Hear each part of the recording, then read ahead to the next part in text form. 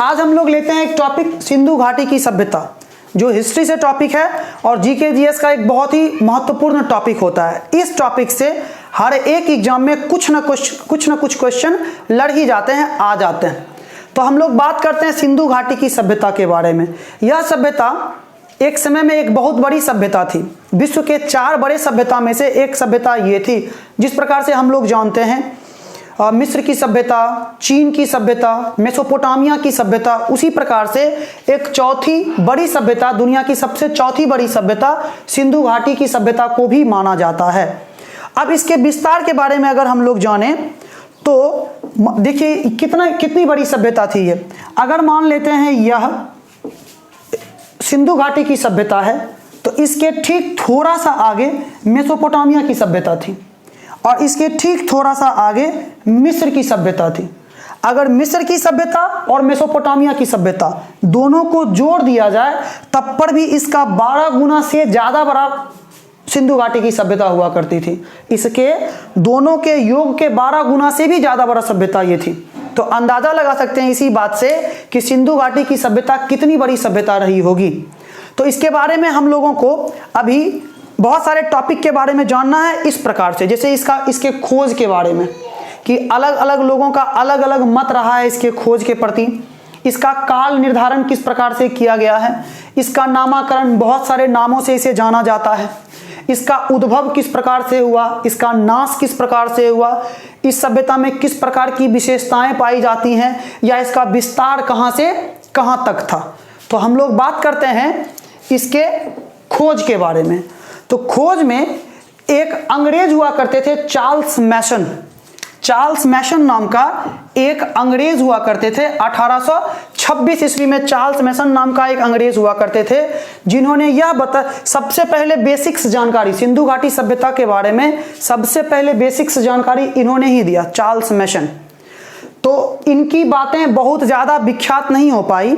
ये पाकिस्तान के हड़प्पा के जगह पे जाके खोज करने की कोशिश किए थे और बेसिक्स जानकारी के बारे में सबसे पहले इन्होंने ही बताया। उसके बाद आए थे बॉटन बंधु। एक थे बॉटन बंधु। ये बॉटन बंधु 2 भाई थे, जिनमें एक का नाम जेम्स और एक का नाम विलियम हुआ करता था। चार्ल्स मैसन के बाद 1856 ईस्वी में बॉटन बंधु आए, जो जेम्स और विलियम ये दोनों भाई थे, दोनों इंजीनियर थे। इनको रेलवे की पटरी बिछाने का कार्य दिया गया था। तो इनका कार्य दिया गया था कराची से लेके लाहौर के बीच में इनको रेलवे की पटरी बिछानी थी। कराची से लाहौर के बीच में रेलवे की पटरी बिछानी थी। जब इन्होंने पटरी को बिछाने का काम स्टार्ट किया तो वहां के आसपास के इलाके से टूटी फूटी इमारतों का अवशेष मिलना शुरू हो गया, जहां से उन्होंने ईंटों को निकालकर इन पटरियों के बीच में डालते चले गए। उस समय इनको यह लगा था कि ये टूटे फूटे बहुत पहले टूटी फूटी इमारतें होंगी, लेकिन इन्होंने यह ध्यान नहीं दिया कि यह इमारत किसी सभ्यता की जानकारी देता है। तो बॉटन बंधु ने कराची से लाहौर के बीच में जब रेलवे लाइन बिछा रहे थे तो इस सभ्यता का कुछ अस्म प्राप्त हुआ था ईंट के रूप में। इनके बाद आए थे अलेक्जेंडर कनिंघम। तो अलेक्जेंडर कनिंघम भी एक ऐसे व्यक्ति थे जो 1856 ईस्वी में पहली बार इसके बारे में शोध करने का प्रयास किए थे। सिंधु घाटी सभ्यता के बारे में शोध करने का प्रयास अलेक्जेंडर कनिंघम पहली बार किए थे और ये सब कुछ मात्रा में सफल हुए थे, लेकिन विशेष प्रकार से इनको सफलता नहीं प्राप्त हुई। जितनी सफलता जॉन मार्शल को प्राप्त हुई थी सिंधु घाटी सभ्यता के लिए, उतनी सफलता अलेक्जेंडर कनिंघम को प्राप्त नहीं हुई, लेकिन पहली बार शोध करने का प्रयास इन्होंने ही किया। तो यहां से क्वेश्चन भी आता है कि सबसे पहले बेसिक्स जानकारी सिंधु घाटी के बेसिक जानकारी के बारे में किन्होंने बताया, तो ये चार्ल्स मैसन थे, जबकि सबसे पहला प्रयास किया गया था अलेक्जेंडर कनिंघम के द्वारा 1856 ईस्वी में। अब एक पुरातात्विक विभाग के हेड आए थे जॉन मार्शल, एक अंग्रेजी व्यक्ति जॉन मार्शल, जो 1921 के समय में हिंदुस्तान के पूरे पुरातात्विक विभाग का हेड कहलाते थे। पुरातत्व विभाग के ये हेड थे। इनके ही नेतृत्व में दयाराम साहनी और रखाल दास बनर्जी, ये 2 इंडियन लोग, हिंदुस्तानी लोग थे जो हड़प्पा और मोहनजोदड़ो की खोज किए थे। जॉन मार्शल के नेतृत्व में ही हड़प्पा और मोहनजोदड़ो की खोज हुई थी। 1921 ईस्वी में हड़प्पा, जिनकी खोज दयाराम साहनी के द्वारा की गई थी, और रखालदास बनर्जी 1922 ईस्वी में मोहनजोदड़ो की खोज में अहम भूमिका निभाए थे। तो ये तो बात थी इनकी खोज के बारे में, जिनमें सबसे ज़्यादा मत जॉन मार्शल के द्वारा दिया गया है और इसी को माना भी जाता है। अब बात करते हैं इसके काल निर्धारण के बारे में। तो बात यह है कि जिस समय ये सिंधु घाटी की सभ्यता का वर्णन हुआ था, ये सिंधु घाटी की सभ्यता आद ऐतिहासिक काल की सभ्यता है। आद ऐतिहासिक काल का मतलब होता है एक ऐसा काल जिसका लिखित वर्णन मिलता है लेकिन उसको पढ़ नहीं पाते। तो इसका लिखित वर्णन तो दिया गया है लेकिन उसको अभी तक पढ़ा नहीं गया है, केवल अनुमान लगाया गया है कि इस समय में ऐसी ऐसी घटनाएं हुई होंगी। तो इसके काल के निर्धारण में ये जॉन मार्शल, जो पुरातात्विक, यहाँ से पुरातात्विक विभाग के जो हेड थे, इन्होंने बताया कि 3250 बीसी से लेकर 1750 बीसी के बीच में, ईसा मसीह के जन्म के पूर्व 3250 बीसी से 1750 बीसी के बीच का काल जो था, ये सिंधु घाटी सभ्यता की काल थी। जॉन मार्शल के द्वारा ये बात कही गई है। जबकि एक डीपी अग्रवाल नाम के पुरातात्विक विभाग के लोग आए, जिन्होंने बोला कि कार्बन 14 पद्धति के आधार पे, आप कार्बन 14 पद्धति को जानते होंगे कि पुराने चीज़ों के आयु को निर्धारित करने के लिए कार्बन 14 पद्धति का इस्तेमाल किया जाता है। ये एक पद्धति है जिससे खुदी हुई चीज़ों का आयु निकाला जाता है, बहुत पुरानी चीज़ों की आयु ज्ञात की जाती है। तो डीपी अग्रवाल बोलते हैं, इनके द्वारा 2300 बीसी से लेकर 1750 बीसी के बीच का जो काल था वह सिंधु घाटी सभ्यता की काल रही है और इनके मत को ज़्यादा प्रधानता दी गई थी। डीपी अग्रवाल 2300 बीसी से 1750 बीसी के जो मत दिया गया था, इनके मत को ज़्यादा प्रधानता दी गई है। अलग अलग किताबों में अलग अलग प्रकार का काल वर्णित है। मुख्य रूप से डीपी अग्रवाल के काल को जाना जाता है, जो 1750 से 2300 बीसी के बीच में। अब इसके तो काल निर्धारण की बात हो गई। अब बात करते हैं इसके नामाकरण के बारे में। तो अलग अलग लोगों का अलग अलग मत रहा था इनके सिंधु घाटी सभ्यता के नामाकरण के मत में।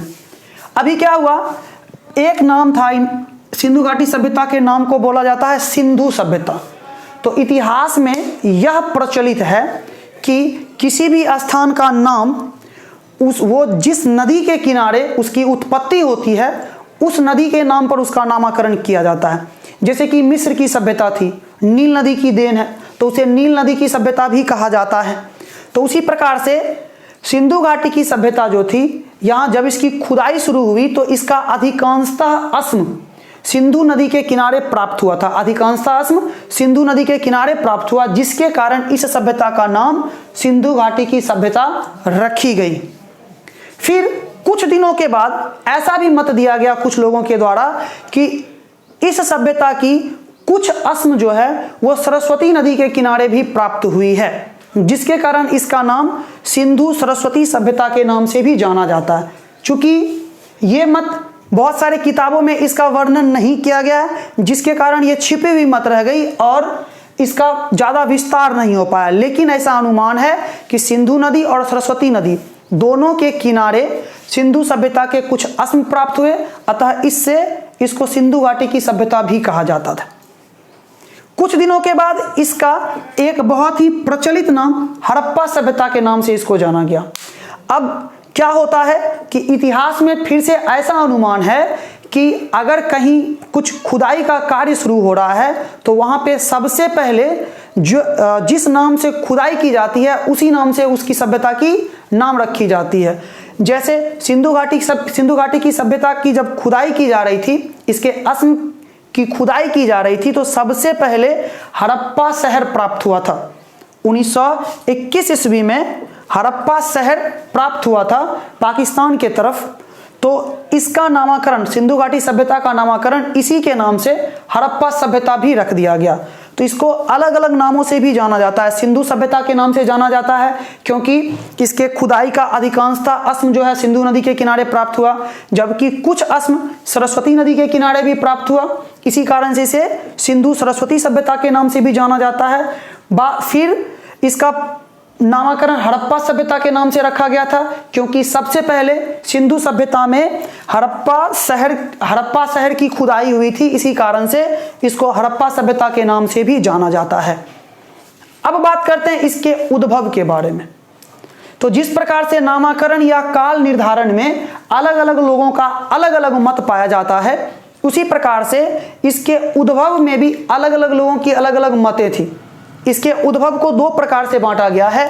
एक कुछ विदेशी लोगों के द्वारा मत दिया गया, विदेशी मत, जबकि कुछ स्थानीय लोगों के द्वारा मत प्रदान किया गया जिसे स्थानीय मत के नाम से जाना जाता है। विदेशी मत के तहत ऐसा अनुमान लगाया जाता है कि सुमेरियन सभ्यता के लोगों ने इस सभ्यता का निर्माण किया था। सुमेरियन सभ्यता मतलब मेसोपोटामिया जो जगह थी, मेसोपोटामिया की सभ्यता, ये जो मेसोपोटामिया की सभ्यता को जिन लोगों ने बनाया था वो सुमेरियन जाति के लोग थे। माना जाता है कि ये यहाँ से उठ के हिंदुस्तान आ गए और यहाँ पे आने के बाद सिंधु घाटी सभ्यता का निर्माण किए थे। ऐसा क्यों? क्योंकि मेसोपोटामिया की सभ्यता और सिंधु घाटी सभ्यता का अगर कंपेयर किया जाए तो ऐसा माना जाता है, ऐसा देखा जाता है कि जिस प्रकार से मेसोपोटामिया की सभ्यता में भवनों का निर्माण हुआ था, नालियों का निर्माण हुआ था, अलग अलग पर लोग पक्के मकान में रहते थे, उसी प्रकार से सिंधु घाटी सभ्यता में भी भवनों का निर्माण किया गया था, ईंटों का निर्माण किया गया था। तो ऐसा मत, कुछ विदेशी लोगों का यह मत है कि सुमेरियन सभ्यता के लोग ही मेसोपोटामिया से चलकर भारत आए थे और यहाँ सिंधु नदी के किनारे इस सभ्यता का निर्माण किए थे।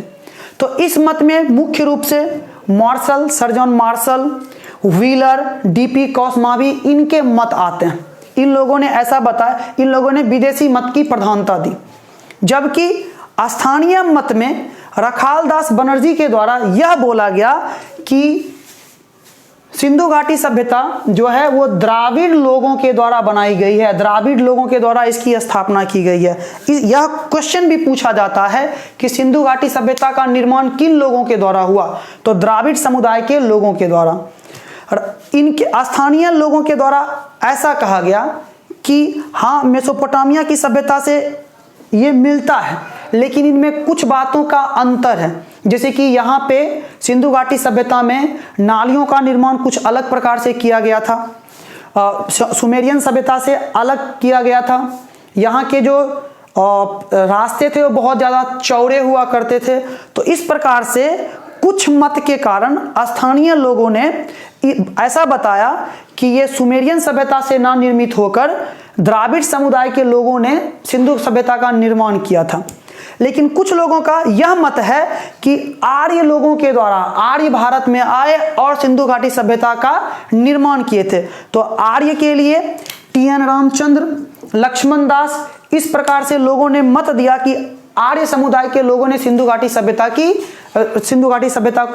का निर्माण किए, जबकि यह मत बिल्कुल गलत हुआ। क्योंकि वैदिक युग में जब आर्य के बारे में आप पढ़ेंगे तो आर्य के भारत आगमन का तिथि और सिंधु सभ्यता की तिथि दोनों में बहुत ही ज़्यादा अंतर होता है। और एक कारण यह है कि अगर आर्य भारत आए और उन्हें पक्के घरों का, भवनों के निर्माण करने की प्रक्रिया पता थी, तो फिर ये भारत में आकर झोपड़ी में रहना क्यों शुरू किए। तो इसलिए यह मत गलत साबित होता है। और द्राविड़ समुदाय के लोग, ऐसा माना जाता है कि द्राविड़ समुदाय के लोगों ने ही सिंधु घाटी सभ्यता का निर्माण किया था। जो मत दिए थे मुख्य रूप से रखालदास ने। अब बात करते हैं इसकी विशेषता के बारे में। तो अब इसकी विशेषता, अलग अलग प्रकार की इसमें विशेषता पाई जाती है। सिंधु सभ्यता जो थी वो नगरीय सभ्यता थी। यहाँ के लोग भवनों को बनाते थे, ईंटों के द्वारा मकानों का निर्माण करते थे, चौड़ी चौड़ी सड़कें बनाया करते थे, नालियों की एक अच्छी व्यवस्था थी शहरों में। तो इस प्रकार से ये नगरीय सभ्यता के नाम से जाना जाता है, क्योंकि लोग नगरों में लोग नगरों में निवास किया करते थे। एक विशेषता है कांस्य युगीन। तो कांस्य युगीन के बारे में समझिए। जिस प्रकार से इस समय कांस्य नाम का जो मेटल था उसका बहुत ज़्यादा मात्रा में इस्तेमाल किया गया था। तो कांस्य क्या था जरा वो देखते हैं। हम लोग सबसे पहले जानते हैं कि सबसे पहले तांबा की खोज हुई थी, धातु के रूप में तांबा की खोज हुई थी। तांबा को जब टीन के साथ मिला दिया जाता है तो कांस्य का निर्माण होता है। जब तांबा को टीन के साथ मिलाया जाता है तो कांस्य का निर्माण होता है, और इसी कांस्य का इस्तेमाल इस सभ्यता के लोगों ने सर्वप्रथम करना शुरू किया, जिसके कारण इस सभ्यता को कांस्य युगीन सभ्यता के नाम से भी जाना जाता है।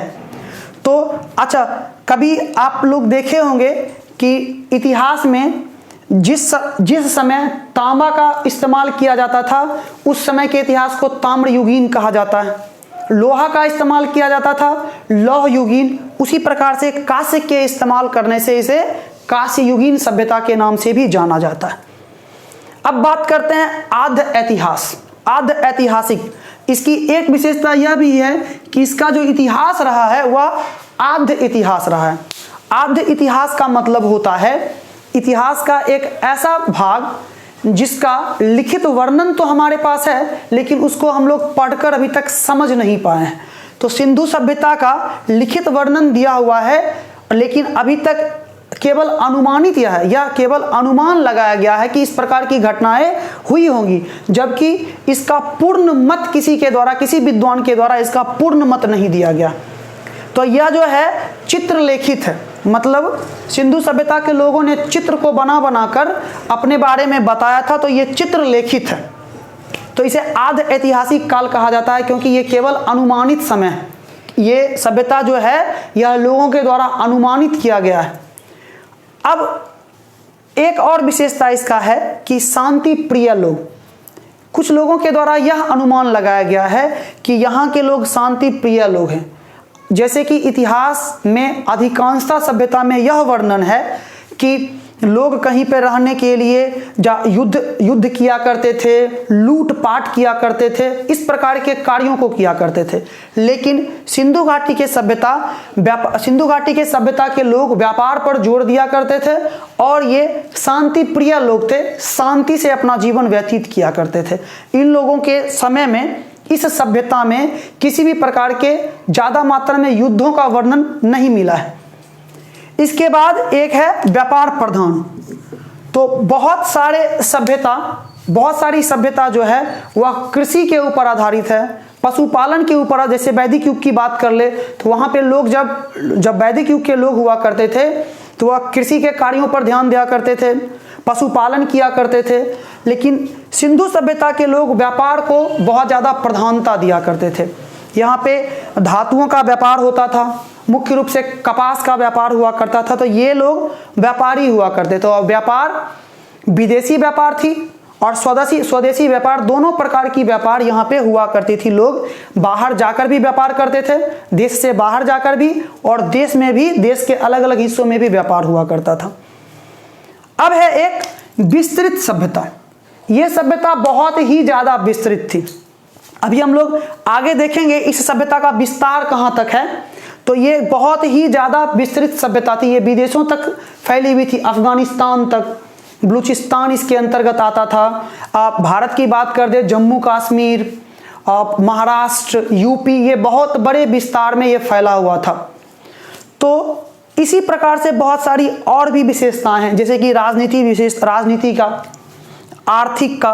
राजनीति मतलब अभी तक ये सभ्यता केवल अनुमानित सभ्यता है, जिसके कारण हम लोग यह सही मत नहीं दे पाए हैं कि उस समय की राजनीतिक व्यवस्था कैसी थी, जैसे उस समय की आर्थिक व्यवस्था कैसी थी। ये सब एक अनुमान लगा के छोड़ा गया है। वहाँ के लोग सामाजिक, जैसे कि वैदिक सभ्यता में समाज को 4 वर्णों में विभाजित किया गया है। तो इस समय के लोग के सामाजिक व्यवस्था किस प्रकार से हुआ करती थी, ये केवल अनुमान लगाया गया है, सही मत इसका प्राप्त नहीं है। हाँ, इतना माना गया है कि उस समय के लोग दो भागों में अलग होकर रहा करते थे। मतलब नगरों को दो तरीके से बनाया था, एक उच्च नगर हुआ करता था, एक निम्न नगर हुआ करता था।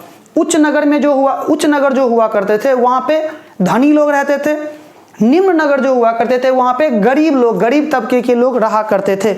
लेकिन सामाजिक व्यवस्था किस प्रकार से थी यह अभी तक वर्णित नहीं है। सांस्कृतिक सभ्यता, यहाँ इसकी एक विशेषता संस्कृति भी थी, लेकिन अभी इसका सही अंदाजा नहीं लगाया गया है। ऐसा माना जाता है कि वहाँ के उस समय के लोग चित्रों में बहुत ज़्यादा विश्वास करते थे, बहुत ज़्यादा मात्रा में चित्र बनाया करते थे, ईंटों का निर्माण किया करते थे, बर्तन, काली मिट्टी के बर्तन का निर्माण किया करते थे। तो इस प्रकार से वहाँ की संस्कृति की भी, इस सभ्यता में संस्कृति भी इसकी एक विशेषता है। ये हो गया इसकी विशेषता के बारे में। अब बात करते हैं इसके विस्तार के बारे में। तो सिंधु सभ्यता का विस्तार बहुत ही ज़्यादा था। इसके विस्तार को देखने के लिए हम लोग एक पिक्चर का निर्माण करते हैं, जरा वो देखते हैं। भारत में तो इसका विस्तार था ही, भारत के बाहर भी बहुत दूर तक इसका विस्तार हुआ करता था। तो सबसे पहली बात कि इसका विस्तार 13 लाख वर्ग किलोमीटर में हुआ करता था, लगभग 13 लाख, 12,999 वर्ग किलोमीटर, तो लगभग 13 लाख वर्ग किलोमीटर में इसका विस्तार क्षेत्र था। इसकी जो खुदाई हुई थी उसके अस्म 3 देशों से प्राप्त होते थे। अफगानिस्तान में है, पाकिस्तान में है, भारत में है। कुल मिला के 1500 से ज़्यादा स्थान प्राप्त हो चुके हैं इसकी खुदाई में। तो पहले हम लोग देखते हैं इसका विस्तार किस प्रकार से। तो ये अभी हम छोटा सा भारत का एक नक्शा बनाते हैं जनरली।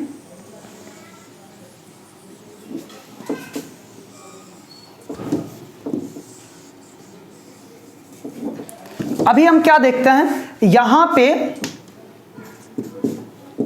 मांदा, जिसको जम्मू कश्मीर कहा जाता है, अभी ये जम्मू कश्मीर के रूप में, ये यहाँ पे महाराष्ट्र हुआ करता था। ये अभी महाराष्ट्र है, जबकि उस समय इसे दैमाबाद बोला जाता था, दैमाबाद। ये है यूपी का क्षेत्र, यूपी का क्षेत्र जो पहले आलमगीरपुर, यहाँ यूपी का एक जगह है